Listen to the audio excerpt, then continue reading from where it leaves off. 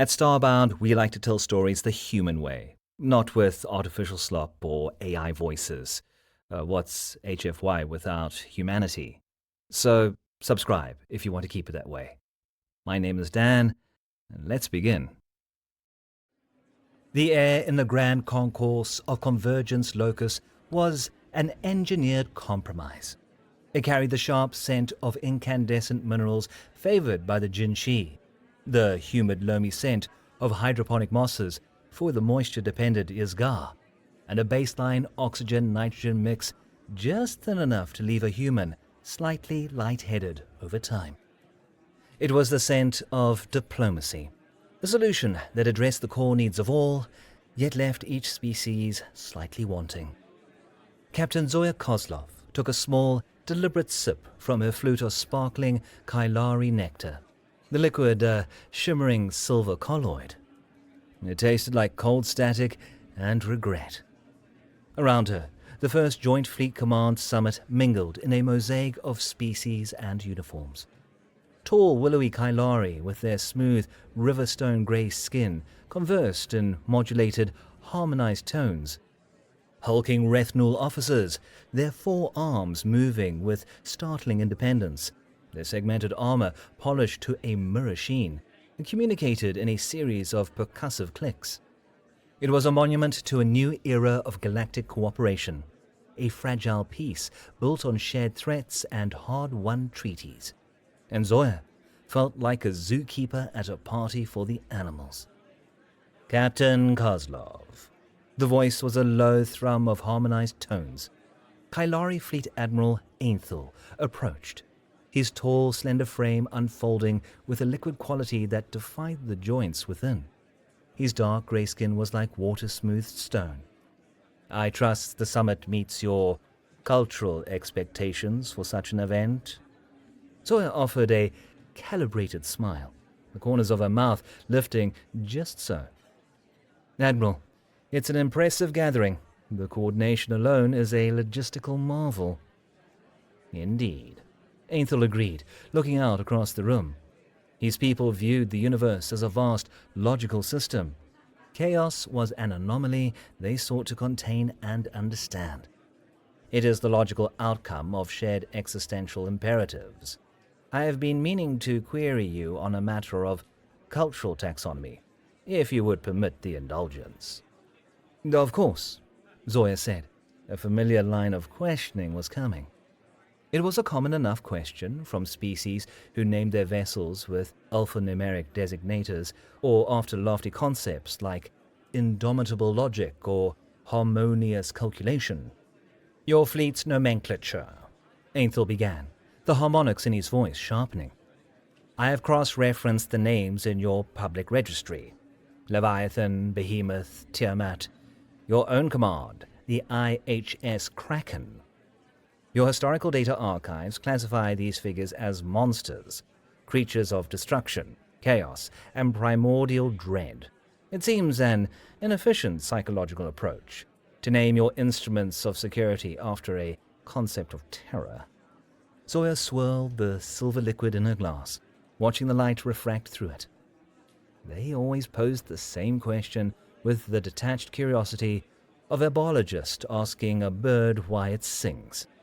To them, it was a quaint, theoretical flaw in an otherwise pragmatic species. Tradition, Admiral, she replied, her voice low and even. It reminds us that some things in the dark are worth fearing. Ainthel considered this. He lifted a long, three-fingered hand, palm up. A poetic sentiment, but fear is an inhibitor. It corrodes performance. We Kailari build our strategies on logic alone, seeking to eliminate such emotional variables. We believe it's a useful tool, Zoya countered, her gaze steady. Fear teaches you respect. For a hot surface, after a single touch, for the drop at a cliff's edge. Our ancestors learned that lesson over millions of years as prey in the dark. We see every reason to remember it, especially now that our dark has grown. An interesting philosophy, Ainthel conceded. A subtle tremor passed through his frame. He opened his mouth for a logical rebuttal when a soft chime echoed through the concourse. An aide, a junior Kailari officer, approached the Admiral and spoke in a hushed melody. Aenthel's posture became rigid, his fluid composure vanishing. The subtle harmonics in his presence went flat. He gave Zoya a curt, formal nod. "You must excuse me, Captain. A fleet matter requires my attention." He turned and strode away, his aide trailing in his wake. Zoya watched him go, then drained the rest of her glass. The drink's cold static felt appropriate, a small disruption in the summit's grand, harmonious equation, a variable that needed solving. The official report, disseminated to the assembled commanders the following day, was a stream of passive voice clauses and technical acronyms. A coalition patrol scout, the Swift Glance, went silent, having missed its scheduled check-in. Its last known position was near a recently charted trinary star system designated C919, its primary feature an unusually large, stable gravity sink on its periphery. They officially listed the ship as communications overdue, presumed navigational casualty. Within minutes, the consensus in the Coalition Command Hub formed. The Swift Glance, a lightweight vessel, had likely miscalculated the anomaly's gravitational gradient and strayed too close. A tragic, but mundane accident. They logged the region as a navigational hazard, updated the star charts with a stern-worded warning, and assigned a dedicated science vessel, the Inquisitive Mind, to deploy a sensor picket and study the phenomenon from a safe distance. It was a neat, tidy solution. They identified and contained the variable. They balanced the equation once more. In her temporary quarters, overlooking the station's shimmering central axis, the official briefing played on Zoya Kozlov's private terminal. The Kailari Science Minister's melodic explanation detailed gravimetric lensing and rogue singularities. The explanation laid out the physics with cold clarity, and a cold certainty settled in her gut. The explanation was wrong. She pulled up the raw data from the Swift Glance's last transmission packet. It was mostly routine telemetry, engine output, life support status, navigational vectors. Everything appeared routine. But the last millisecond before the signal cut out held a burst of sensor noise, a scramble of data that the Coalition's automated systems had flagged as simple signal degradation. Zoya isolated the noise, running it through a dozen different decryption and restoration filters. The data remained a chaotic scramble. She focused on the data's shape, the feeling of it, rather than a clear signal. A failing transmitter decayed with predictable static. The signal was a shriek, a sudden, violent spike of energy that had overloaded and fried the scout's systems instantly. A snatch, distinct from a slow slide into a gravity well. She closed her eyes, letting the phantom telemetry stream wash over her. She thought of old stories, of sailors charting new waters and marking maps with the warning, "Here be dragons." The Coalition had just drawn a neat little circle on their map and labeled it Navigational Hazard. She opened a secure channel to the IHS Kraken, orbiting in the station's high anchorage. A moment later, her chief engineer's face appeared on the screen. Mac O'Connell looked like an assembly of spare shipyard parts, weathered for a century. A web of fine lines bracketed his eyes, and his grey hair was a perpetual mess. "Skipper," he grunted. His voice was a low rumble, the sound of bearings worn smooth with time. "Enjoying the party with the Riverstones and the bugs." "It's a cultural delight, Mac," Zoya said. "How's my girl?" "Same as always. Grouchy in the mornings, settles down after you run some power through her," he said. "What do you need?" "I want you to run a full pre-launch diagnostic," Zoya said, her eyes fixed on the star chart on her main screen. "Everything. Particular focus on the inertial dampeners and the structural integrity field. And Mac, I want you to cycle the primary power conduits for the tethers. Full energy transmission viability tests." Mac's easy cynicism vanished. His expression sharpened. The graviton tethers were instruments of brute force. Using them was the ship-to-ship equivalent of performing microsurgery with a wrecking ball. The last full power-up was during a deep space weapons test 5 years prior. He lowered his voice, the casual rasp gone. "What's going on, Zoya?" "Just a feeling," she said. "A pressure change on the horizon." "Oi." Mac gave a slow nod, his gaze distant. "The bad kind. The kind that has teeth. I'll get her ready to bite back." The screen went dark, leaving Zoya alone with the silent star chart. A cold weight settled in her. 3 days later, the self-congratulatory celebration at the summit had evaporated. Now, delegates spoke in hushed tones, gathering in small, anxious clusters. The science vessel, the Inquisitive Mind, had also gone silent. The Inquisitive Mind was a robust, state-of-the-art vessel, crewed by the Kailari's finest scientific minds. Its orders were to maintain a ludicrously cautious distance from the anomaly, 10 times the calculated risk margin. Its disappearance pointed to an external agent. Its redundant systems ruled out navigational error. Worse, this time they had a message. A single, heavily compressed data burst transmitted in the ship's final moments. When played, the fragmented, corrupted burst made even the stone-faced Jinshi general flinch. The command hub fell silent. The only sound, the soft hum of processors and the quiet, melodic clicks of Kailari technicians trying to piece together the data. Zoya stood at the back of the observation gallery, her arms crossed, her face impassive. Admiral Ainthel stood at the center of the command floor, a rigid stillness replacing his usual fluid movements. "Display the gravimetric readings," he commanded, his voice flat, its melodic qualities sharpened. A holographic display shimmered to life in the center of the room. It showed the Inquisitive Mind as a simple green icon against the black of space. Then a distortion appeared nearby. Dozens of smaller, localized gravity sources flickered in and out of existence, shifting, swirling, coalescing around the Kailari ship. "Report," Ainthel snapped. "The readings are contradictory, Admiral," a technician reported, his voice tight with disbelief.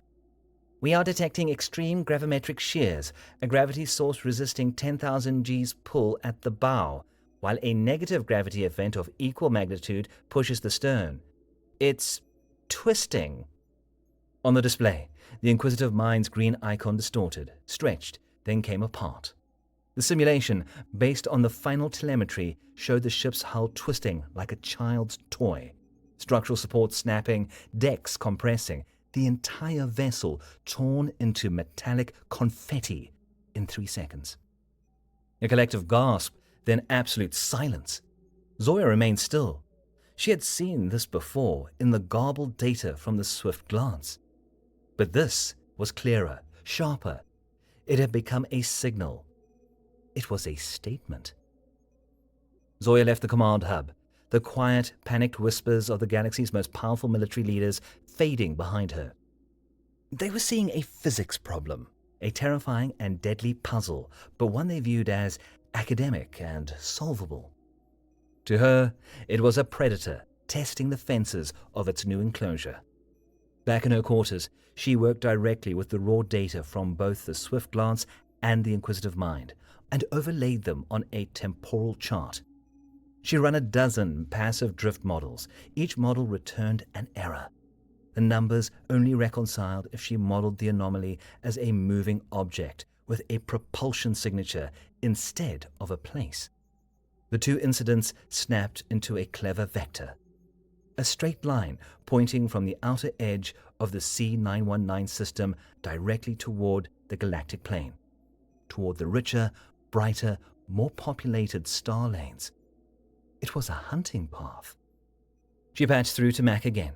His face appeared grimmer than before, with a fresh smudge of silvery conductive paste on his cheek. "Diagnostics are green, Skipper," he said the moment the channel opened. "She's purring, a low, hungry kind of purr." "You were right." "It's worse than I thought," Zoya said. She sent him the data she'd compiled. the hunting path. It's more than a creature, Mac. It's an invasive species, and it's heading for the buffet. On the screen, Mac stared at the vector line for a long moment. He ran a hand through his messy hair. Void's breath. He swore under his breath. So, what's the plan? The big brains up here are probably trying to figure out how to reason with it. They'll try to study it first, Zoya corrected him. They'll sense something bigger, stronger. They'll poke it with a stick from what they think is a safe distance. And it'll eat the stick, Mac finished, his voice a low growl. And then the arm holding it. Exactly, Zoya said. So we're going to get ready. Stand by for full crew recall and prepare for immediate departure. We go the moment they ask. Oi, Captain, he said, and gave a grim smile. The old girl is hungry too. The Coalition, in its infinite and logical wisdom, poked the anomaly with a large stick. Admiral Ainthel, his species' pride and scientific curiosity overriding his nascent unease, dispatched a Kylari heavy cruiser, the Inexorable Truth. It was among the most powerful ships in the sector, a vessel designed to withstand the fury of a supernova. Its mission was solely deployment, to place a deep-field subspace buoy at the maximum calculated safe range of the anomaly. A sensor that could, in theory, peer behind the gravitational curtain and reveal the nature of the phenomenon. The entire Summit Command watched the operation in real time. The Inexorable Truth's bridge view broadcast to the main screen in the operations center. The Kylari crew moved with serene, economical motions, their harmonized voices a stark contrast to the rigid postures and held breaths in the human-built station's operations center. Zoya stood motionless in the gallery. Her focus was on the sensor telemetry at the screen's edge, the numbers that represented the fabric of space-time itself. Buoy deployment sequence initiated, the Kylari captain reported, his voice smooth and measured. On the screen, a small drone detached from the cruiser's belly and drifted toward the patch of blackness that was the anomaly. The buoy moved. The cruiser held its position. The universe obeyed its own laws. Then the telemetry feed became a torrent of numbers. Admiral, the Inexorable Truth sensor officer called out, his voice sharpened, discordant. Multiple transparent gravitational events forming around us. They're everywhere. The view on the main screen tilted violently.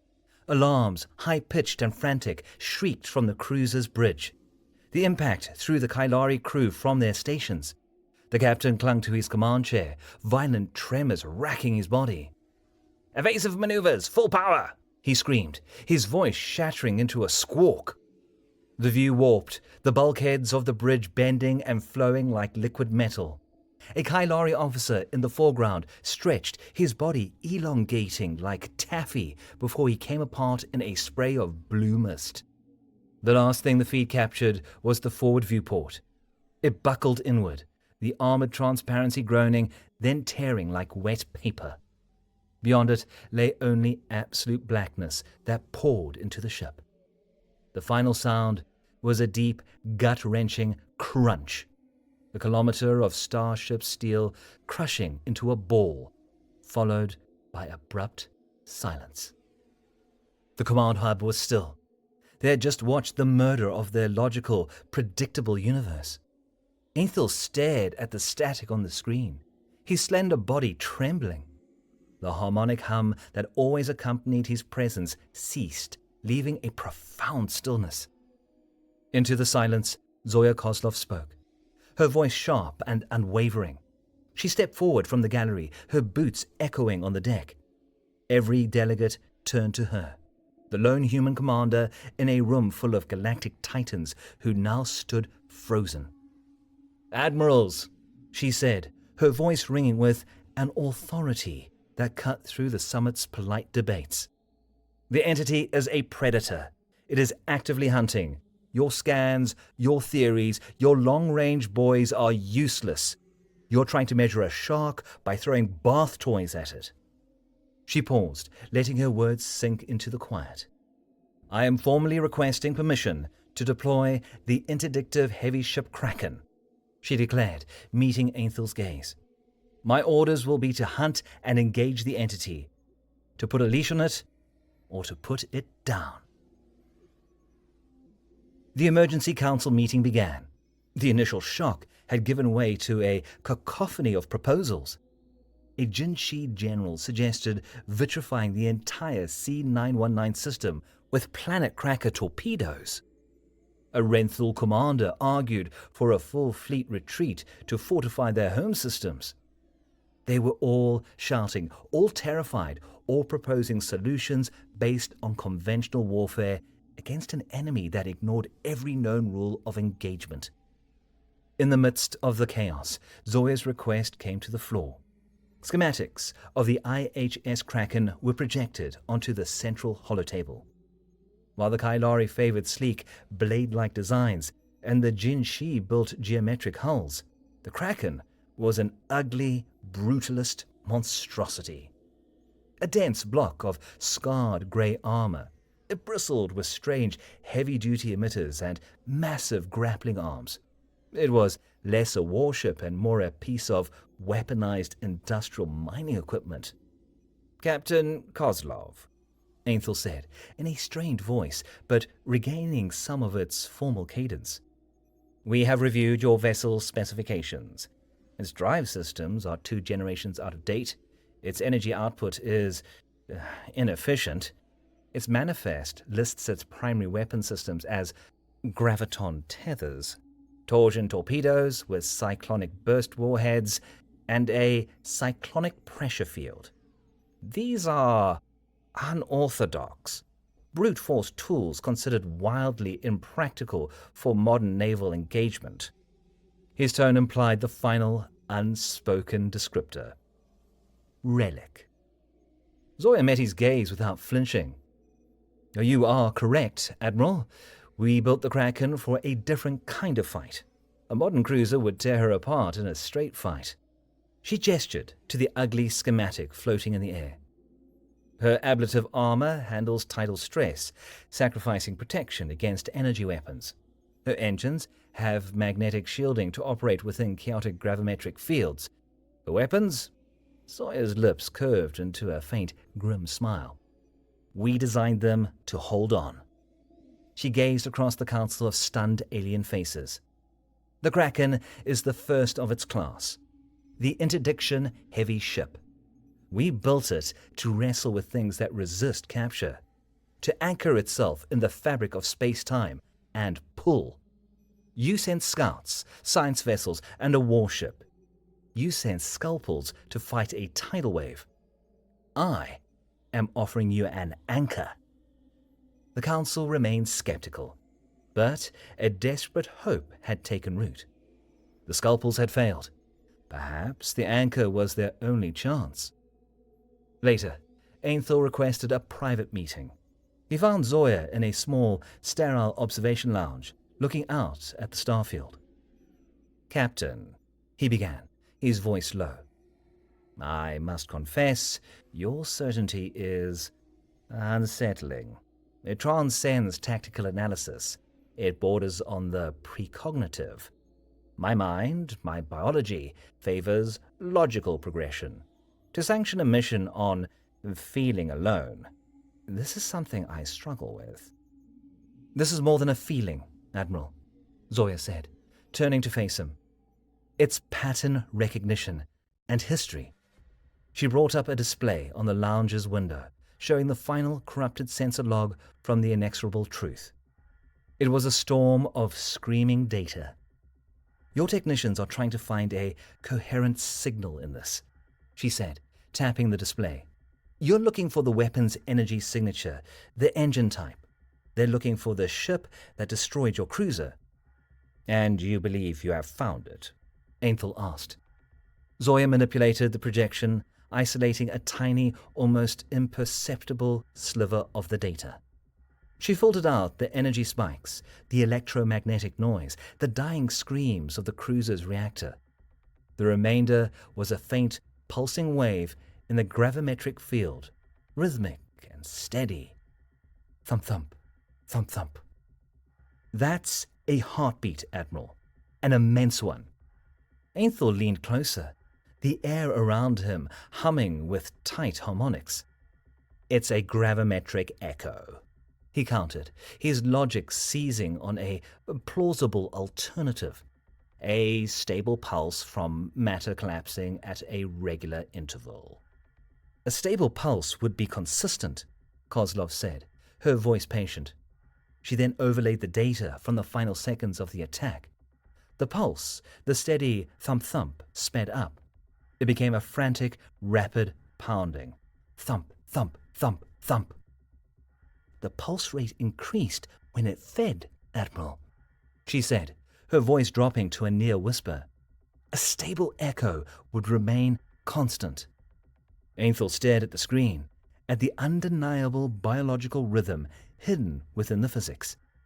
His logical framework, the foundation of his Kylari mind, cracked. He was staring at the vital signs of a god or a demon. They were facing a leviathan. Just then, a priority alert flashed on the lounge display. A deep space listening post on the far edge of the system, their outermost sentry, had just gone silent. The monster was moving closer. The sanction came less than an hour later. The Council, now unified, granted Captain Kozlov full operational command. She would go alone. They would risk only a single ship against the unknown. Ainthel gave the official order, his voice tight. "Proceed, Captain Kozlov," he said. "And may your traditions serve you well." While the Coalition ships detached in elegant silence, the IHS Kraken left Convergence Locus with the groan and shudder of immense machinery coming to life. Thrusters fired with a guttural roar, pushing the brutalist block of metal away from the delicate station. To the watching fleets, it looked less like a ship departing, and more like a mountain reluctantly shoved into the darkness. Ugly, ponderous, a stubborn, immovable mass. On the bridge of the Kraken, quiet focus replaced the station's panic. The crew moved with purpose, no gesture wasted. "All stations report green for departure, Captain," Lieutenant Bao Lam announced from the tactical station. He was young, his face still holding the eager sharpness of a top-of-his-class academy graduate. This was his first deep space deployment, and awe shone behind the professional focus in his eyes. "Course laid in to the last known coordinates of the inexorable truth. We are go on your mark." "Mark," Zoya said, her eyes fixed on the forward view screen, where the star field awaited. "Mac, how are we feeling down there?" she asked over the ship-wide comm. "Like a reactor brought to critical after a cold start," Mac rumbled back. "The reactor is humming a happy tune, and the integrity field is solid enough to use as a dinner plate. Just point us at the bastard." Zoya smiled to herself. "Understood, Chief. Lieutenant Lamb, take us out, and let's be quiet about it." The Kraken slid into the black, its unconventional drive emitting a low-frequency hum that registered below the threshold of standard sensors. They were a hunter moving into position. The journey to the anomaly took 3 hours. The ship hummed around them, a constant, reassuring presence. As they neared the coordinates, the fabric of the vessel felt wrong. "Captain," Lamb reported, his voice a notch higher than before. He kept rubbing his temples, a nervous tic Zoya noted for the first time. "The long-range sensors are degrading. The data is getting thick, muffled. It's like shouting into a thick fog." "Subspace interference?" Zoya asked. "Negative," Lamb replied, his fingers tapping a rapid sequence across his console. "Subspace is clear. The fabric of space-time itself feels dense, dampened. I've never seen a reading like this." A patch of absolute matte black now dominated the forward view screen. Once a brilliant tapestry of stars, it was an absence more profound than any shadow. A hole in reality that occluded the stars behind it. "We're here," Zoya said, her voice a low murmur. The bridge was silent, every crew member staring at the void ahead. "Helm, all stop. Mac, bring the main reactor to 90% and stand by to divert all auxiliary power to the structural field and inertial dampeners." "Oi, skipper, power is standing by," Mac replied, his voice tight and ready. They hung there in space, a tiny, defiant piece of metal staring into the abyss. For long minutes, the abyss remained silent. Lamb's consoles registered only the strange dampening effect. Then a single, localized gravity well bloomed off the port bow, a silent, invisible vortex in space. Lamb's console screamed a proximity alert. "Gravimetric event, bearing 090 port side. Captain, it's got us." A force that resisted inertia threw the entire ship sideways. A deep, groaning protest ripped through the Kraken's hull. Red lights flashed across the bridge, and alarms blared. Zoya held her command chair, her posture rigid. She gripped the armrest so hard her fingers ached, but her voice was steady. "Steady," she commanded, cutting through the rising panic. "Helm, yield to it, match vector and hold your attitude. Mac, give me inertial stabilizers, full power." "Diverting power now," Mac yelled over the comm, punctuated by the shriek of protesting metal in the background. "The field is holding, but the strain is critical. It feels like the whole universe is trying to pull us apart at the seams." In engineering, Mac O'Connell, his face slick with sweat, hobbled across the vibrating deck plates. His limp more pronounced under the unnatural strain. The air was hot and carried the acrid bite of vaporized conductive gel. The low, happy hum of the reactor had become a high-pitched, agonized whine. "Report!" he barked at a young ensign struggling to stay at his console as the deck tilted beneath him. "Portside structure integrity is fluctuating, Chief, down to 70%. The gravimetric shear is concentrating on frame 9 alpha. "Damn it," Max swore, grabbing a heavy wrench from a wall mount. He moved to a massive power conduit junction, sparks showering from a stressed connection point. "Manual override," he shouted into his comlink headset. "I'm physically coupling the primary and secondary plasma feeds. It's going to get bumpy." He jammed the wrench into the override socket and threw his entire body weight against it. With a groan of tortured metal, a thick, armored plate slid back, revealing a glowing, pulsing artery of energy. The heat was immense, searing his eyebrows. Safety warnings blared as he grabbed a thick, insulated coupling cable and, with a grunt of exertion, slammed it into the exposed junction. A massive surge of power flooded the system. The ship shuddered, a violent vibration that threw the young ensign from his chair. The lights flickered, died, then came back on, brighter than before. "Structural integrity is back to 98%, the ensign yelled, scrambling back to his post. "She's holding!" Mac leaned against the bulkhead, his chest heaving. He patted the warm metal of the conduit junction. "Atta girl," he wheezed. "Knew you had it in you." Back on the bridge, the ship had stabilized, though the immense grinding pressure was a constant, tangible presence. "Captain," Lamb called out, his voice tight. His console, once a sea of red alerts, was now showing a single, focused point of data. "The dampening field is gone. The event, it's localized. It's coalescing around the gravity source. I have a lock on its epicenter." Zoya leaned forward, her eyes fixed on Lamb's display.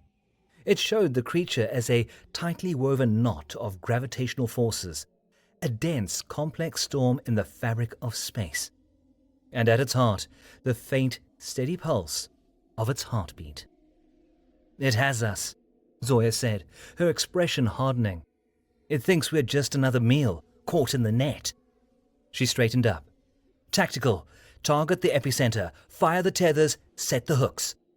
"Aye, Captain," Lamb acknowledged, keying in the sequence with deft movements across his panel. "Tethers armed and ready. Firing solution locked." On the Kraken's dorsal spine, massive armored hatches slid open. Where other ships carried missile tubes or cannon barrels, the Kraken had colossal launch mechanisms, each holding a harpoon the size of a fighter jet. "Fire!" Zoya ordered. With a deep, mechanical thump that resonated through the entire ship, the first tether launched. A magnetic accelerator propelled it, a silent projectile that shot out into the darkness, trailing a thick, shimmering cable. It flew directly toward the heart of the gravitational chaos and vanished into the blackness. A moment later, Lamb's console flashed green. "Tether 1 is anchored," he shouted. "Emitter online. Captain, it's working. We have a positive graviton link. We're pushing back." "Fire Tether 2, Zoya commanded. The second harpoon launched, anchoring on the opposite side of the entity. Now, the Kraken was pulling back, actively resisting the pull. The ship, designed for this exact moment, strained against the invisible forces, its own powerful graviton emitters creating an artificial gravity well to counteract the creature's own. It was a tug-of-war on a cosmic scale. The creature, whatever it was, seemed to notice the change. It reacted with a direct escalation of force. The pull intensified tenfold. The hull of the Kraken screamed, a continuous, high-pitched shriek of stressed metal. On the bridge, a power relay behind Lamb's console exploded in a shower of white-hot sparks. He cried out, shielding his face with his arms, then battered away the smoke, his eyes locked on the flickering display, fighting to maintain the integrity of the tether locks. "Structural integrity is critical," Mac roared over the comm, strained and breathless. "The engines are redlining, just trying to keep it from ripping us in half. I have no more power to give you, Zoya. She's going to tear herself apart." Zoya looked at the display. The knot of gravity was tightening, its pull unrelenting. Mac was right. A direct contest of strength was futile. It was like trying to arm wrestle a black hole. She narrowed her eyes, her mind racing through decades of tactical theory and a lifetime of ancestral stories about fighting monsters. You use its own power against it. "You're right, Mac," she said, her voice calm again. "A direct contest of strength is futile, so we change tactics." A new, dangerous idea was forming in her mind. A desperate gamble based on a weapon system applied to a new, desperate purpose. "We punch," she said. She turned to her tactical officer. "Lamb, lock onto the creature's gravimetric pulse, its heartbeat. I need a real-time analysis of the cycle I found in the Truth's logs." "Working on it, Captain," Lamb said, his face smudged with soot, his fingers tapping at his console. "It's chaotic, but there is a base cycle. I have it. It's low, subsonic." "Good," Zoya said. "Now, access the specs for our torsion torpedoes. The cyclonic pressure field. Can you channel a focused shear wave to disrupt that specific cycle?" Lamb understood, his eyes widening. "Theoretically, yes. A targeted gravimetric shear, timed to hit between the pulses. It would be like inducing fibrillation in its core. But Captain, the torpedoes are projectile weapons. We can't fire them while the tethers are active." "We're sending the pulse right down the tether conduits," Zoya said, a grim smile on her face. "Mac." "I hear you, Skipper," Mac crackled back. "You want to turn our tow cables into shock paddles? It's crazy. It might overload every system on the ship. I love it. Tell the kid what you need." "Work with him, Mac," Zoya ordered. "I want to send that pulse directly down the graviton emitters. A focused, direct punch right to the monster's core. On my mark." For the next 30 seconds, Lamb and Mac spoke in rapid-fire shorthand of power ratings, frequency modulations, and energy capacitance. The entire ship held its breath, straining against the creature's immense pull while its crew rewired its heart for a single, desperate blow. "The sequence is loaded, Captain," Lamb reported, his breathing heavy. "The tethers are primed to carry the pulse. The effect on them, or to us, is unknown." Zoya looked at the blackness on the view screen, the invisible enemy that was crushing them. "It's time it learned what it feels like then." Then she called out, "Mark." Lamb slammed his hand down on his console. A deep, powerful surge, a vibration that felt like a coiled spring releasing, pulsed through the frame of the Kraken. It was a single, violent, concussive blow that felt like the universe snapping. On the exterior of the ship, the thick tether cables, already glowing white-hot from the strain, flashed with a blinding, sickly green light as the energy pulse shot down their length. The pulse traveled at the speed of light, a spear of gravimetric shear aimed at the creature's heart. For a moment, the strain continued unabated. Then the immense gravity field that held them stuttered. It flickered violently like a dying light bulb. The crushing pressure on the Kraken vanished so abruptly that the ship lurched forward, its own engines overpowering the void. A wave of gravitational distortion, the creature's death throes or agonized spasms washed over them. The violent, chaotic push threw the ship back, tumbling end over end. On the bridge, the force slammed the crew against their restraints. The light died completely, plunging them into absolute darkness, save for the frantic, screaming red of the emergency alerts. And then, silence. The ship stopped tumbling. The alarms cut out. The only sound was the ragged, heavy breathing of the bridge crew in the dark. A moment later, emergency power kicked in, bathing the bridge in a dim red glow.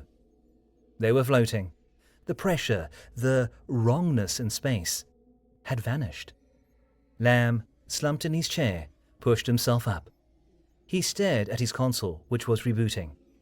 "Captain," he whispered, his voice hoarse. "The gravity source. It's gone. The anomaly is collapsing. Whatever it was, it fled." He looked up at Kozlov, his eyes wide. "It let go." Zoya let out a long, slow breath, the tightness in her shoulders easing. The ship was in ruins around them. Silence settled, but they were alive, and they were free. The IHS Kraken hung in the dead of space, a ghost ship in the silent dark. Its hull was a patchwork of scars, buckled plates, and deep, gouged trenches where the gravimetric shears had almost torn it apart. One of its main thrusters was dark, and a long, ugly gash ran the length of its port side. It was crippled, bleeding atmosphere from a dozen minor breaches, but it was intact. On the bridge, the crew was picking themselves up. Lamb was nursing a bruised arm where the jolt had thrown him against his console.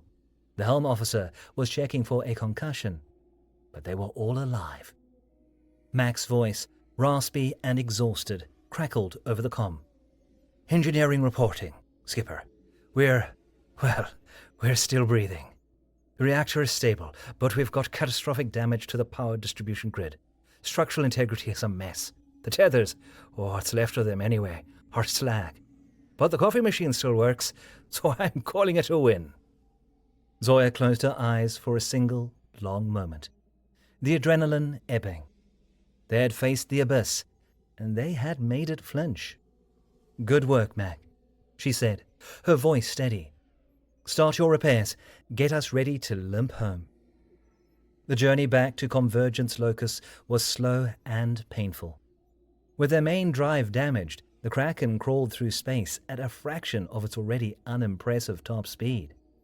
Repair drones and crew in EVA suits swarmed over the hull, a desperate, frantic effort to patch the worst of the wounds. When they arrived, the entire coalition fleet was there, hanging in silent formation. They had expected to be collecting wreckage. Instead, the human ship appeared battered, broken, but whole. As the Kraken moved ponderously towards its docking cradle, every vessel, from the smallest Kylari cruiser to the largest Rethnul dreadnought, turned to face it. A profound, awed silence greeted them. A silent salute from a dozen warrior species to the ugly, obsolete ship that had gone into the dark and returned. Later, after they filed the official debriefings and their initial repair assessments were made, Zoya Kozlov stood in the same observation lounge where she had spoken to Ainthel. She looked past the stars to her ship. The Kraken sat docked at a repair gantry, surrounded by a swarm of flickering work lights and welding drones. It looked exhausted, like an old prize fighter resting after the fight of its life.